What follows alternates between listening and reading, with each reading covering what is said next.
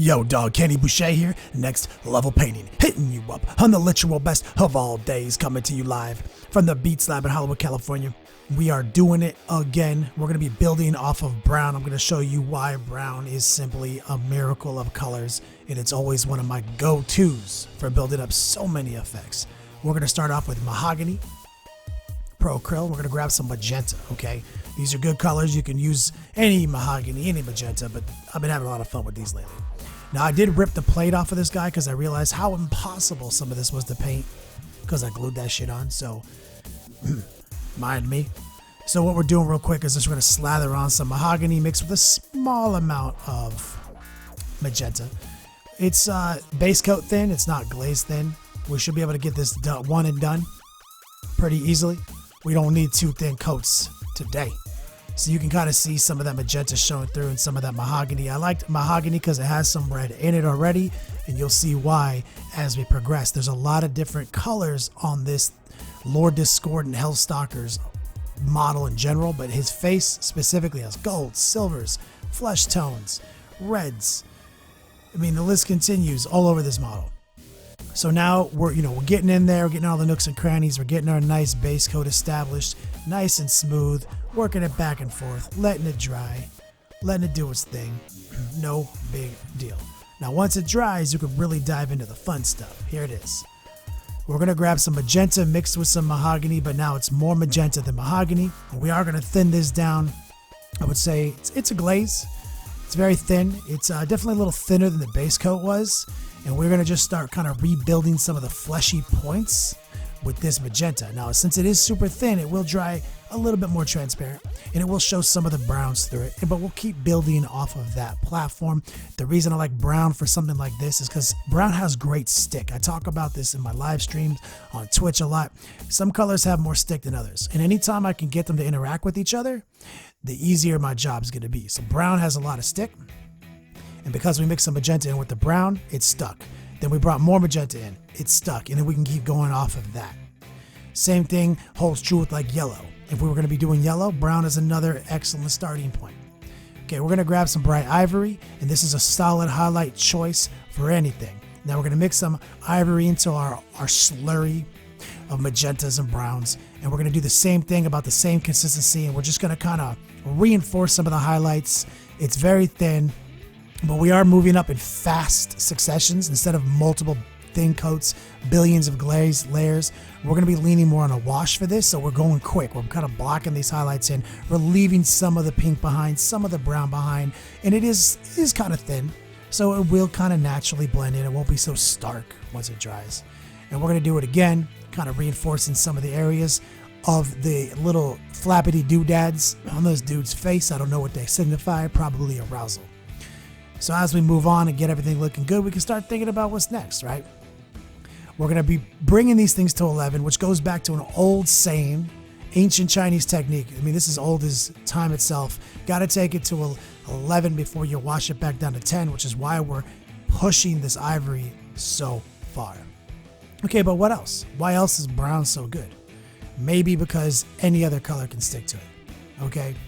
As we dot in some of the final highlights, just playing around, we're going to start messing around with reds, golds, and silvers here in just a few seconds. Now, I've done multiple videos on how easy it is to build red up over brown. I've done videos on pre-highlighting red. This is going to be one of those situations where you just grab any red you like. Honestly, it doesn't matter. We're going to mix it in a little bit with the mahogany to get that stick we talked about. We're going to paint it right over these little pincers on his flappity doodads. And we're just going to paint it red. And look at the stick. You know, red historically is kind of semi-difficult color.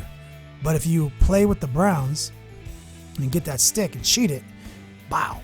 Now, once that dries, we can go back in with the pure red with no brown in it and get ourselves a freezy highlight. That's simple, guys. Love brown. It's a miracle color. So now we're going to just keep highlighting these little claw dealies. We're going to kind of take them to a nice bright point as we set up to do our wash. Okay, silver. Any silver, it don't matter. Brighter the better. Take it to 11 before you wash it to 10. And we're going to just kind of rapid fire dry brush his whole face. You know, obviously excluding the flappity doodads. We're going to go crazy here, just back and forth, and we're going to basically let the brown be the base of a nice dry brush effect. It's mostly going to be silver when we're done, but any transition, any shadows will be this nice mahogany brown. So from any kind of angle that you glance at it, it might look like it's kind of old and busted or rusty down in the deep recesses. Same thing with this little injector here. Too easy. Silver. Now we're going to grab gold. Grab your favorite gold, but it doesn't really matter. Two things about gold. Gold will stick to brown, gold will stick to silver. Super easy. A lot of times when I want to paint something gold in the past, I've painted it silver first. So we're just going to trace in that trim real quick. It's going to be a one and done's right here, man. That's simple. You see how much interplay you get here with brown, but just kind of planning out the face here. I painted it all brown. Look at all the directions we get to go. Now, of course, the video is about brown being secretly cool and all that shit, but we're going to finish this face out. Okay, so let's just dry fit that helmet so you can kind of understand why I popped it off. So you see, that's what it looks like. But, you know, how could have I painted any of that shit under there? So that's why I snapped it off. Now, I think some people are leaving the helmet off. I don't know yet. All right, wash time. We're going to go with the Army Painter system here. That's blue tone. We're going to grab some flesh wash. Mix it in with the blue tone. Why am I mixing more brown in? Because we're going to tie it together with what we've already done. Now, we're going to put blue and red in there so we can purplify it. But that brown from that flesh tone is almost the same as mahogany, so that's going to be our common link. Now we're going to grab some of the quick shade mixing medium with this it's the proprietary, God, I can't say that word, proprietary blend from Army Painter to thin their shit down. I have used flow improver and I can use water. You can use anything you want. So we're going to mix it down, thin it up a little bit. I'm actually going to get a little bit of water here engaged, maybe a little flow improver if that's what the project calls for. It's up to you. So we're going to slide into an aggressive wash. You know, we're going to be putting all of our focus on his little flappies, and we're going to be doing more of a dabbing motion. We're not going to be swiping or windshield wipering. We don't want to reactivate the paint. Dabbing motions. Be cognizant of where the wash is pulling up. Manipulate it away from it. Flat areas if you need to. Draw out excess that's drying in a crevice. But what it's going to do is it's going to kind of settle in the crevices as a wash and be opaque.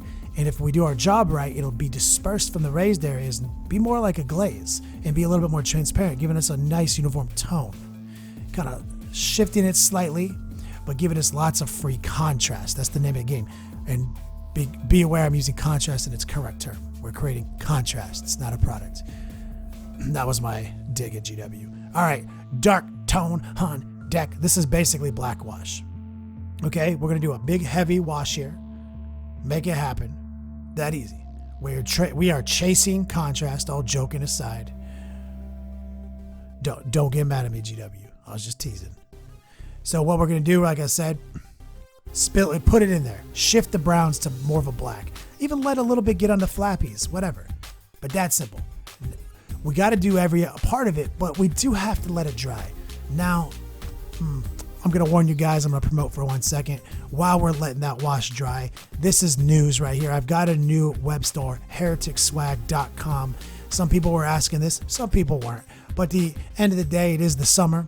We're going to be rolling out some promotions to pay the bills in the summer because ain't easy getting that ad money in June, July, or January. So take a look at it if you care about it, and I appreciate it, guys. Anyway, let's get back to the project now that all that wash has dried.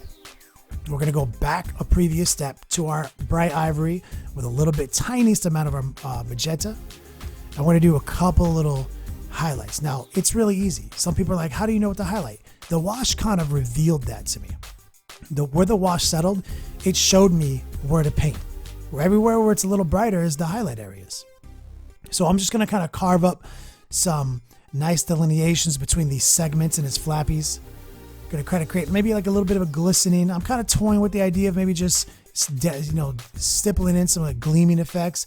But I think ultimately I'm going to settle with just kind of straight raw dog tracing some of the raised areas, trying to create a little bit more contrast. Therefore, the really dark recesses stay really dark and those raised edges stay an extra degree of brightness, creating more separation between the two values, therefore more contrast.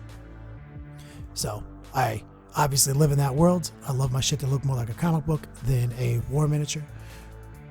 So we're just going to keep going on We are working kind of thin. We are in a glaze world here. We're going to now actually take a break while that's, after that dried, we're going to pull some red out.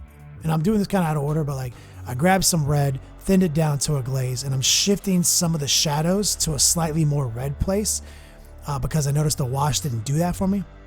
So this is like dirty paint water thin red that we're just subtly shifting some areas, blending some things down.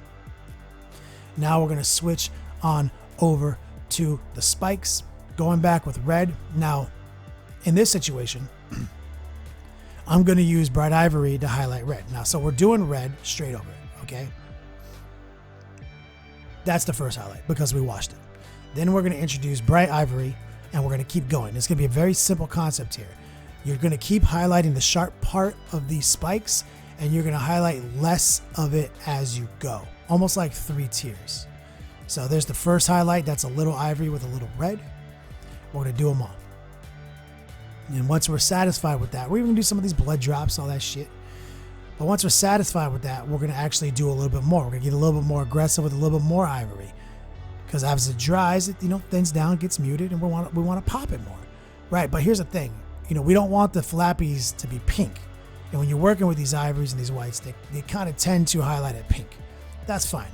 I'm okay if it's a little pink, but this might be a little too much. So you can see the delineations between the highlights. It might be a little aggressive. That's cool. Call back to our glazing tech. We're going to pull out our red because at any time you can pull some red out super thin and glaze right over something like this and shift it right back to the red spectrum, thus treating any of these little highlights we did almost as a pre-highlight.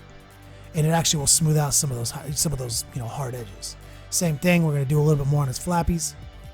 There we go. Sneak it into the shadows. Give us a little bit of dimension, a little bit of depth to it for almost no work. Glazing is fun. It is the future and the truth of miniatures. We've got dozens of videos on it. But here he is, guys. The face looks good. Hopefully you guys understand what I love about brown. It's the best. Anyway, guys, play on, players.